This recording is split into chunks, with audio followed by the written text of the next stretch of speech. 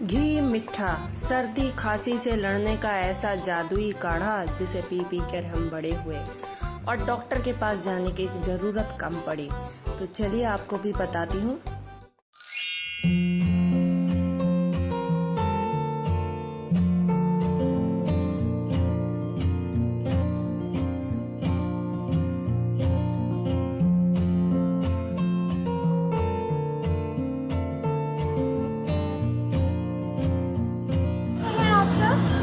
तो स्वागत है आपका मेरे किचन में, यानी कि सारिका की किचन में, जहाँ पे मैं आपको डेली नई नई सब्जियाँ बनाना सिखाती हूँ, नए नए तरीके के खाने बनाना सिखाती हूँ, जिससे कि आप अपना डेली की कुकिंग जो है, रोज़मर्रा का जो खाना है, आप उसको और बेहतर बना सके और स्वादिष्ट बना सके और दूसरों की तारीफों के पात्र बन सके। तो इसके लिए चलिए देखते हैं आज क्या बन रहा है मेरे किचन में। घी मिठा बनाने के लिए आपको सबसे पहले क्या करना है, यहाँ पे पानी चढ़ा देना है। करीब आधा लीटर मैंने यहाँ पे पानी चढ़ा दिया और छोटा टुकड़ा एक अदरक का इसमें कूट करके अच्छी तरीके से डाल दिया है।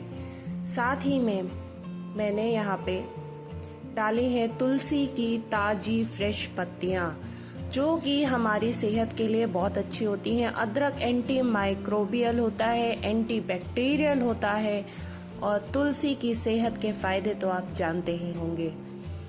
वो कितने फायदे हैं जरा मुझे भी कमेंट में बताइए। और साथ में ये डाल दी हमने जादुई काली मिर्च। यहाँ पे ये जो घी मिठा था, ये मेरी मम्मी की रेसिपी है और इसे हमें बचपन में बना के पिलाया जाता था जब भी हमारे गले में दिक्कत होती थी। जब ये आधा रिड्यूस हो गया है तब हम इसमें यहाँ पे डालेंगे 1 चम्मच घी।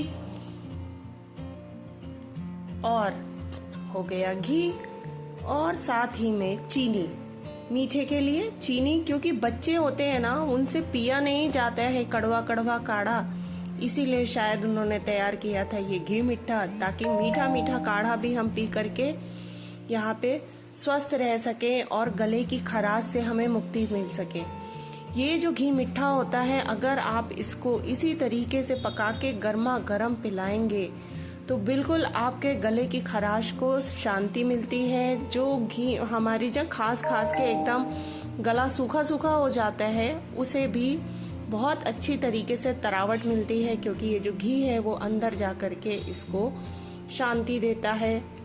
अच्छे से इसका टेक केयर करते हैं ये सारे इंग्रेडिएंट्स। और ये जो इसमें पत्तियां हैं, जो भी इसमें अदरक के टुकड़े हैं ना, इन सबको फेंकना नहीं है, इन सबको आपको चबा चबा के खाना है, तभी इसका पूरा फायदा आपको मिलेगा और सर्दी और खांसी से आपको छुटकारा मिलेगा।